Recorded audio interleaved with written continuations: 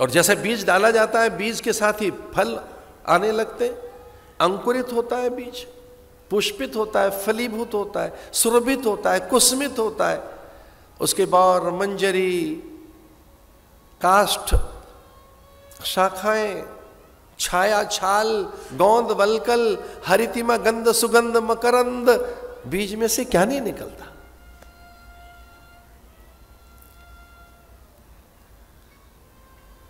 इसका पहला फल है वैराग्य। कथा का पहला फल है वैराग्य। और यह केवल कथा का फल नहीं है, यह महापुरुषों की सन्निधि का भी फल है।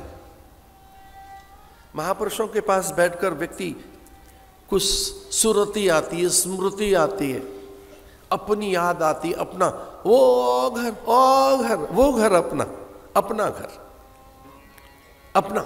अपनापन याद आता है। नष्टो मोहाय स्मृति लब्धा करिष्ये वचनम तब। अर्जुन ने पूरी कथा अथवा गीता सुनने के बाद यही तो कहा भगवान से, नष्टो मोहा स्मृति लब्धा। इस पूरी गीता को सुनने के बाद दो बातें हो गई। नष्टो मोहा, अब मोह नहीं रहा है, स्मृति लब्धा, अब मुझे स्मृति आ गई, अब मुझे पता लग गया क्या करना है। तो कथा का फलोपलब्धि वैराग्य है। और वैराग्य का अर्थ ऐसा नहीं है कि आप सब छोड़ के चले जाएंगे। वैराग्य का अर्थ है कि आपको सत्य का बोध हो जाएगा, सत्य सत्य का, जड़ चैतन्य का, नित्य नित्य का, शुचि अशुचि का, आत्मनात्म का। जिस देह के साथ हम रह रहे हैं, इस देह का सच तो पता लगे कि कब तक साथ रहेगी। जिस मन के साथ हम हैं, जिस बुद्धि के साथ हम हैं, जिस चित्त और चेतना के साथ हम हैं, हम जिस कारण शरीर के साथ हैं, ब्लॉक्स करके देखिए तो सही कि कौन कौन मेरे साथ है। हमारे साथ तो हमारा मन ही नहीं है, वो तो वस्तुओं के पास है, तो पदार्थों के साथ है। बुद्धि हमारे पक्ष में है ही नहीं। काव्य बीजम सनातनम, ब्रह्म बीज सनातनम, आनंद बीज सनातनम, प्रेम बीज सनातनम। सामान्य कर दें कथा को दो बातें कहकर। ऋषियों ने पूछा राम से, आपको सबसे अच्छा क्या लगता है? ऋषियों ने पूछा राम को, आपको सबसे अच्छा क्या लगता है? तो उन्होंने कहा, मुझे तो एक ही चीज अच्छी लगती है, अनुशासन। अथ योगानुशासनम। कोई भी योग, सिद्धि, जप, तप, पूजा पाठ बिना अनुशासन के नहीं हो सकता।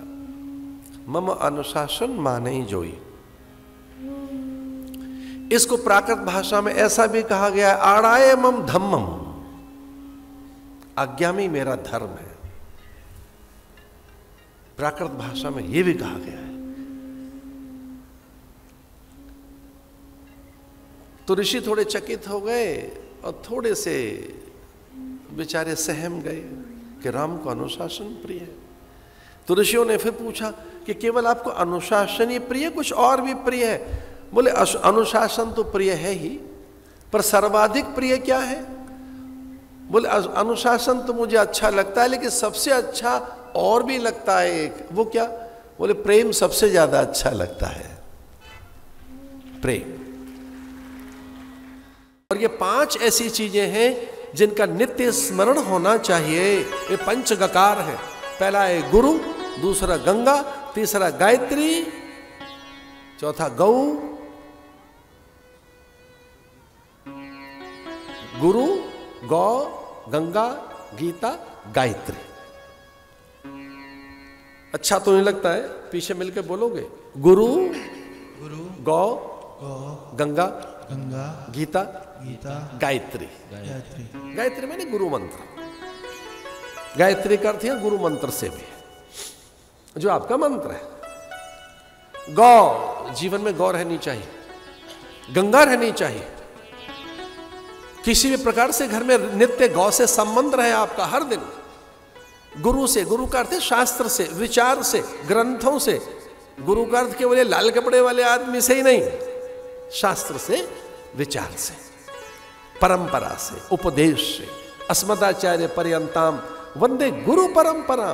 तो गुरु से संबंध रहे, माने शास्त्र से संबंध रहे, गौ का संबंध रहे, गीता नित्य पाठ करो, गंगा का आचमन करो, गायत्री माने गुरुदेव के मंत्र का स्मरण करो। तो जिसके घर में ये 5 का स्मरण है, एक जगह लिखा है यमदूत आने में संकोच करते हैं, यमदूतों को भय लगता है, अनायास विपत्ति नहीं आएगी।